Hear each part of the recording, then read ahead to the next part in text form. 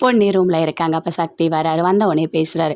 பாத்தியா பொன்னி, அப்பா என்ன நினச்சிட்டாருன்னு பாத்தியா? நாம் தொட்டில் கட்டினோம்ல, அது நமக்குன்னு நினச்சிட்டாரு. உங்களுக்கு எப்போ குழந்தை பிறக்க போகுதுன்னு கேட்குறாரு. நமக்கா குழந்தை பிறக்க போகுது? இந்த கல்யாணம் எந்த சூழ்நிலையில் நடந்தது, எப்படி நடந்தது எல்லாமே அப்பாவுக்கு தெரியும்ல. நாம் 2 பேருமே ஏதோ ஒரு வாழணும்னு வாழ்ந்துட்டுருக்கோம். இதெல்லாம் ஒரு பெரிய விஷயமா? நம்ம அதை பற்றி யோசித்தது கூட கிடையாது. அப்பா ஏன் தான் இப்படிலாம் பேசிகிட்டு இருக்காரோ அப்படின்னு சொல்லிட்டு சக்தி சொல்கிறாரு. அதை கேட்டோடனே பொன்னி அப்படியே ஃபீல் பண்ணுறாங்க. அப்படியே பார்க்குறாங்க. ஆனால் வாழணுன்ற ஆசை பொன்னிக்கு இருக்குது. இருந்தாலும் அப்படியே பார்க்குறாங்க. ரொம்ப ஃபீல் பண்ணி அப்படியே கண்ணிலேருந்து தண்ணிலாம் வருது. அப்படியே கேட்டுட்டு அமைதியாக இருக்காங்க. என்னாச்சு பொன்னி அப்படின்னு சொல்லிட்டு சக்தி கேட்குறாரு. இல்லைங்க அதெல்லாம் ஒன்றும் இல்லை அப்படின்னு சொல்கிறாங்க. சரி, எனக்கு தூக்கம் வருது, நான் நல்லா தூங்கணும், சரியா, நான் தூங்க போகிறேன் அப்படின்னு சொல்லிட்டு சக்தி போய் நல்லா தூங்கிட்டு இருக்காரு. அப்போ அங்கேருந்து எழுந்து வந்தவொடனே அப்படியே பிரீத்தி பார்க்குறாங்க. என்ன ஆஃபீஸ்க்கு என்னாச்சு அப்படின்னு சொல்லிட்டு எல்லாத்தையும் கேட்குறாரு. அந்த மீட்டிங் எல்லாத்தையும் அட்டன் பண்ணோம் எல்லாமே சொல்கிறாரு. சரிங்க அப்படின்னு சொல்லிட்டு பிரீத்தி சொல்லிகிட்ருக்காங்க. ஆமாம் சக்தி, நான் கோயிலுக்கு போனேன். அப்போது நீங்கள் வந்து கரும்பு தொட்டியில் கட்டிகிட்டு இருக்கிறத நான் பார்த்தேன். எதுக்காக?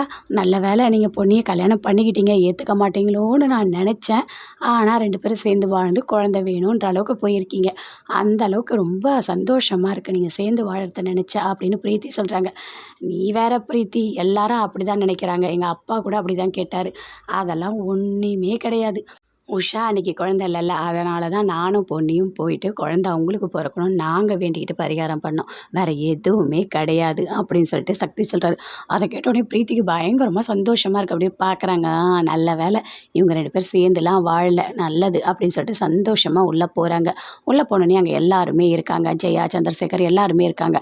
அப்போ சொல்கிறாங்க, ஜெயா சொல்கிறாங்க, இங்கே பாரு பிரீத்தி, அன்னைக்கு நீ கச்சேரிக்கு எல்லா ஏற்பாடும் நீ பண்ண, தேவையான பணம் எல்லாமே உன்கிட்டேருந்து நீ செலவு பண்ண, அந்த பணம் எல்லாமே உன்னோட அக்கௌண்ட்டில் நான் போட்டுட்டேன் அப்படின்னு சொல்கிறாங்க. அதை கேட்டோடனே பிரீத்திக்கு பயங்கரமாக கோவம் வருது. எதுக்காக நீங்கள் பணம் போட்டீங்க? நான் தான் செலவு பண்ணிட்டேன்ல, விடுங்க, அதெல்லாம் ஒரு பெரிய விஷயமா அப்படின்னு சொல்கிறாங்க. ஏன் எதுக்காகமா அப்படி பண்ணுற? உன்னோட சேவிங்ஸ்லேருந்து அந்த பணத்தை எடுத்து செலவு பண்ணியிருக்க, அந்த பணத்தை போடணும் தானே அப்படின்னு சொல்கிறாங்க.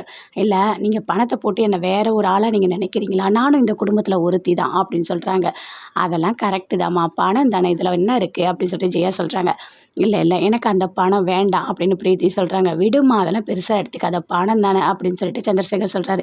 சக்தியும் சொல்கிறாரு, விடு, அதெல்லாம் பெருசாக எடுத்துக்காத, நீ பணம் போட்டுட்டாங்க விடு, இதில் என்ன இருக்குது, நீ பாசம்லாம் இருக்கட்டும், இருந்தாலும் நீ வந்து செலவு பண்ணியிருக்கல உன்னோட சேவிங்ஸ்லேருந்து, அதனால தான் அம்மா கொடுத்துருக்காங்க அப்படின்னு சக்தி சொல்கிறாரு. இதை எல்லாருமே பார்த்துட்ருக்காங்க.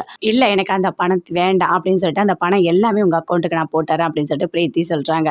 எல்லாருமே அமைதியாக இருக்காங்க. இந்தாங்க, இந்த அமௌண்ட்டு போட்டுட்டேன் அப்படின்னு சொல்கிறாங்க. அதே மாதிரி அமௌண்ட் வந்துடுச்சு.